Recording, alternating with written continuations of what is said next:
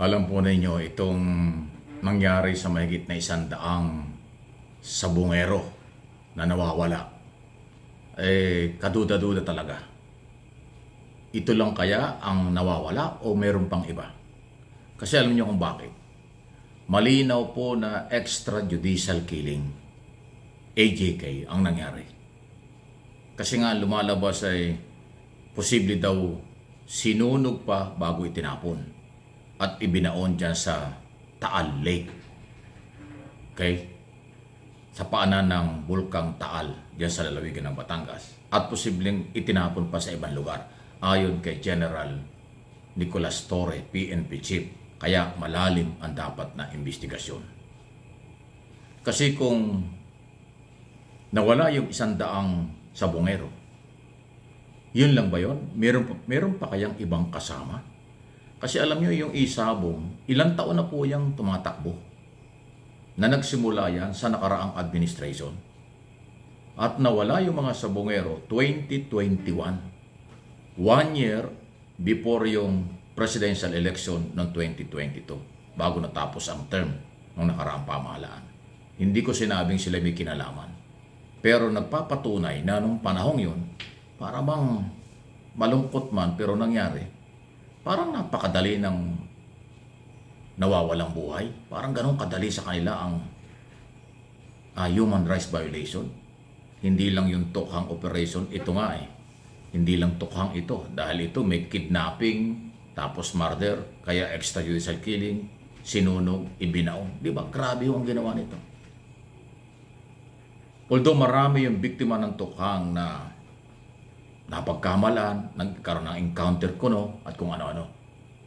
Yun nakita ang mga labi ng mga naging biktima no. Pero itong sa sabungero matindi.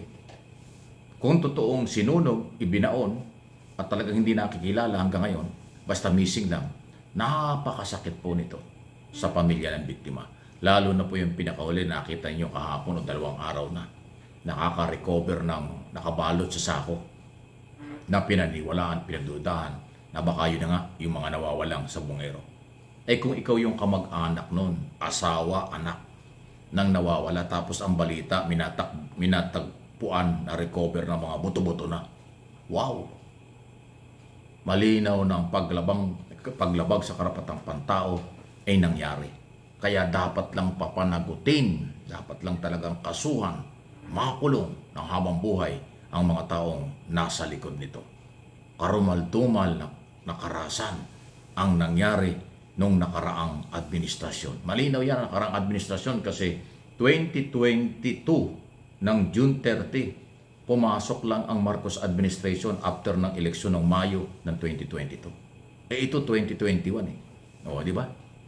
Again, di ko sinasabing may kinalaman yung nakaraang gobyerno. Pero nangyari yan doon sa gobyernong yon na parang normal na lang ang mga insidente ng paglabag sa karapatang pantao kaya nakasuhan ng crime against humanity at kaya nakakulong sa dahig under ng ICC sa ngayon.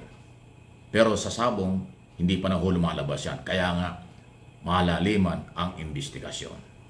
Okay? Sunod na ating pag-usapan, Senador Risa Hontiveros pinagtutulungan ng grupo ng mga Duterte supporters at mga vloggers. Natsirain ang kredibilidad pagkatao dahil dito sa testigo na di umano'y bayaran alias Rene. Ngayon, sabi ni Hontiveros, hindi sila nagbayad. Ang Senado hindi nagbabayad. Sino ngayon nagbayad? Para naman bumaliktad, yan ang tanong. Pero, hindi po yan ang pinalulutang nila ngayon. Lalo na yung mga Duterte at Kibuloy vloggers at supporters. Lagi nilang pinalalabas si Hontiveros ang nagbayad. Kalukuhan yun. Wala nga pera si Hontiveros na ganyan Wala rin pera ang gobyerno, ang Senado, pambayad sa testigo. At hindi naman gagawin ng Senado.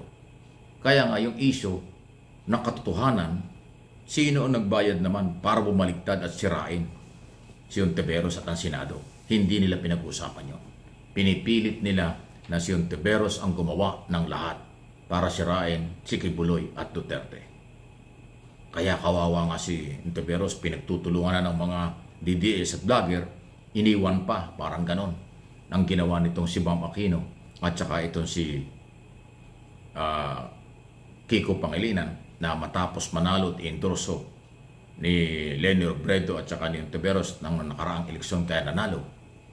Abay ngayon sumama pa sa majority ng mga senador na tahimik sa isyong ito na hindi man lang pinagtatanggol si Ontiveros nitong mga senador na nilang kasamahan para sabihin walang bayaran, hindi nagbabayad ng testigo ang Senado. Wala kang maririnig na ngayon. Kay Zubiri at saka kay Escudero. Si Zubiri ay dating Senate President. At ito naman si Escudero ay incoming o incumbent Senate President. Wala kang maririnig para ipagtanggol si Ontiveros doon sa gawang investigasyon. Ganon ang katindi ang kailang mga ginagawa. Ang lupit, di ba? Talaga ito Senado, wala nang kapag-asa. Speaking at pag-asa, meron pa talaga bang pag-asa? Aasahan tayo sa mga senador ngayon. Matapos po ang lumutang na talagang majority ng mga senador ay pabor kay Escudero na manatili. At ang isang agenda ay magkaroon sila ng butuhan para sa dismissal ng kaso ni Sara Duterte. Mabigat po yan. Sa kabila ng ang latest report nga na tulad ng aking naging topic na doon sa isang video natin, umami na si Sara Duterte na fictitious o gawa-gawa lang pangalan yung ginamit to sa pag-release ng pondo dahil yun daw ang kalakalan sa intelligence operation. Yung alias okay, pero dapat meron totoong tao. Wala naman totoong tao ayon sa Philippine Statistics Authority. So puro alias lang. Kaya yung mga nagmamarunong, kaya nga intelligence pan